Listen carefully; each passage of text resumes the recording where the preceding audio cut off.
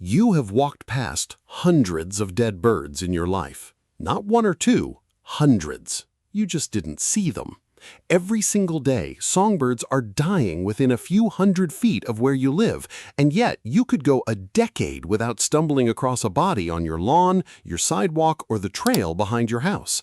That absence isn't luck. It isn't because birds are somehow dying less than you'd expect. It's because something is actively working right now to make sure you never find them. Welcome back to Bird Whisper. If you're new here, subscribe before you leave, because what you're about to learn will change the way you look at the empty space under every hedge and shrub in your yard. Today, we're answering one of the most asked, least understood questions in backyard birdwatching. Where do the bodies go?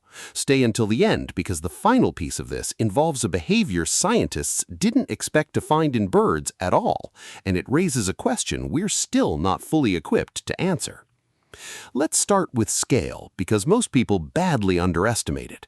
Songbird populations turn over fast. In a typical year, roughly half of all young birds hatched in spring will not survive to see the following spring. Half.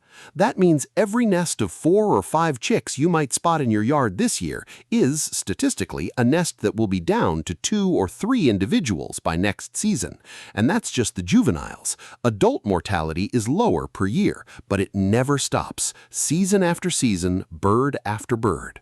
Multiply that across the billions of songbirds living in North America at any given moment, and the number of birds dying annually isn't in the thousands or millions, it's in the billions. Somewhere in the range of 3 to 4.5 billion birds die across the continent every single year. If even a small percentage of those deaths happened somewhere visible to you, dead birds would be a routine sight, something you'd trip over on the way to your car. They are not. So the question isn't really why don't birds die more? They're dying constantly on a scale that's genuinely hard to picture. The real question is what happens to the evidence. The first answer has to do with where a bird chooses to be when it's no longer well. A bird that's sick, badly injured, or simply worn out with age doesn't behave like a healthy bird. Healthy birds stay visible on purpose, in the open, on a wire, at the top of a shrub, because visibility means they can see danger coming and react in time. A compromised bird can't react fast anymore, so instead of staying visible, it does the opposite. It disappears into the thickest cover it can reach. The center of a boxwood, the tangle of a blackberry bramble, the dead leaf litter under a fence line, the dense understory at the edge of the yard nobody ever walks into. These aren't random hiding spots. They're chosen because a slower-moving, weaker bird is safest exactly where a predator's eyes can't easily sweep across it. This isn't a bird knowing it's dying in any conscious sense. It's an old, deeply wired survival instinct kicking in at the worst possible moment. And the side effect of that instinct is that death happens somewhere you'll never think to look. It's often worse at night, too. A sick bird's body can't regulate its temperature the way a healthy one can, and a rough drop in overnight temperatures is frequently the final push, which means the death itself, more often than not, is happening while you're asleep in a place you'd never check even if you were awake. But hiding alone doesn't explain everything, because birds absolutely do die out in the open sometimes, on a driveway, in the middle of a lawn, on a patio, and even then you almost never find them. That's because a network of scavengers is working faster than most people realize. Within minutes of a bird's death in warm weather, insects are already on it. Ants, beetles, flies, all drawn in almost immediately. Within an hour, in a yard with any amount of outdoor cat traffic, raccoon activity, or crow presence, a small carcass is very likely gone entirely.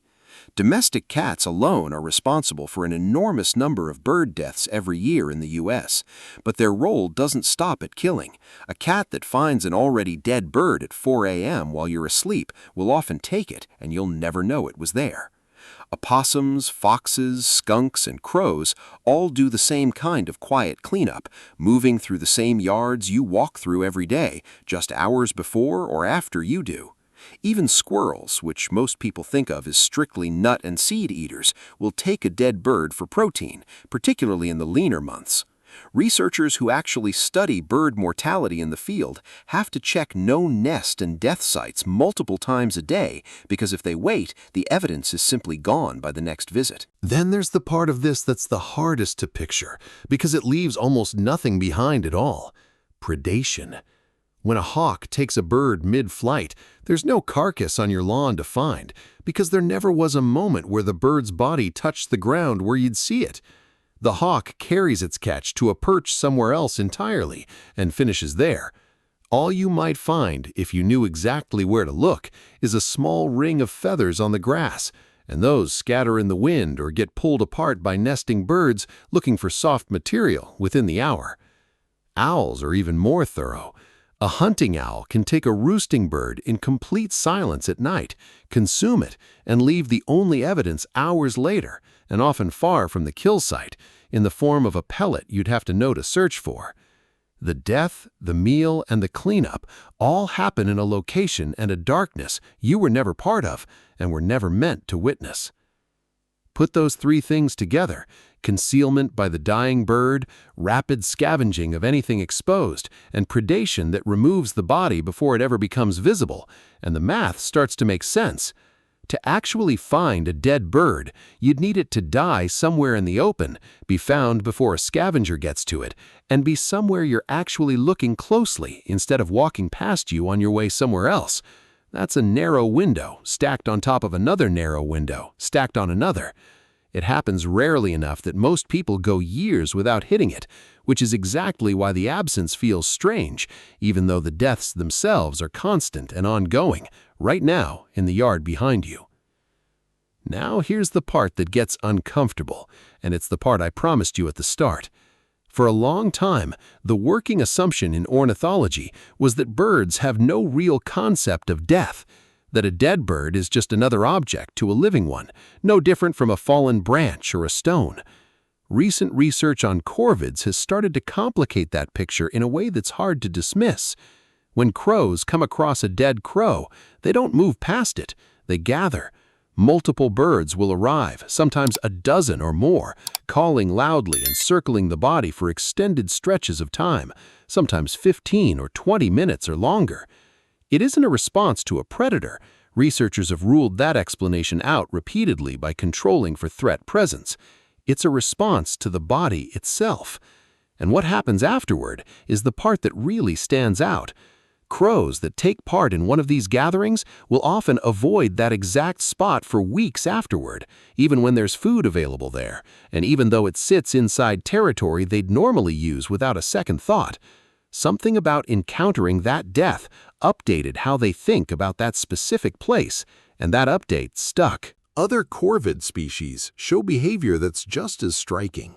Magpies have been documented placing bits of grass over the bodies of dead magpies, something with no clear survival benefit that just happens to look, to a human observer, remarkably close to covering a body.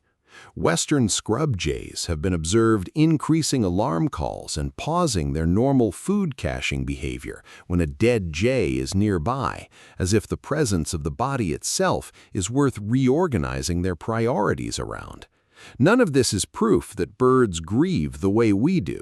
Researchers are careful not to hand that word to a behavior we don't fully understand yet. But it is proof that at least some birds are doing something, noticing, reacting, remembering, adjusting future behavior based on a death they witnessed. That's not the same as an object being ignored. That's closer to information being processed, stored, and acted on.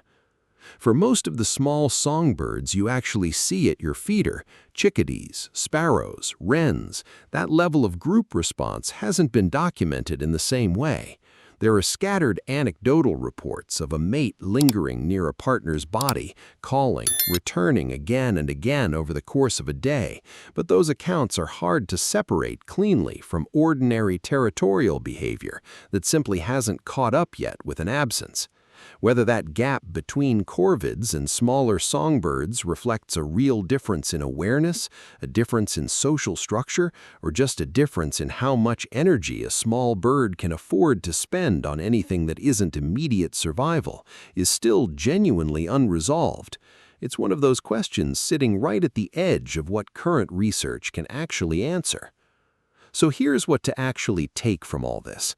The next time you're outside and it strikes you, even for a second, how odd it is that you've never really seen a dead bird, you'll know it isn't because they aren't dying. It's because everything around that death is built to erase it fast. The weak retreat into the one kind of cover that hides them best. The exposed are claimed within the hour by animals working the same ground you walk on, just at different times of day and night than you do. And the ones taken by talons or beaks are gone before their bodies ever have the chance to become something you could find at all. It isn't a gap in nature, it's the opposite. It's nature running exactly as efficiently as it's supposed to, just entirely out of view on a schedule that has nothing to do with yours. And maybe, for a handful of species watching this happen to one of their own, it isn't as invisible to them as it is to us. Tell me in the comments, have you ever actually found a dead bird in your yard? What kind was it, and how long do you think it had been there before you noticed? I read every one. I'll see you in the next one.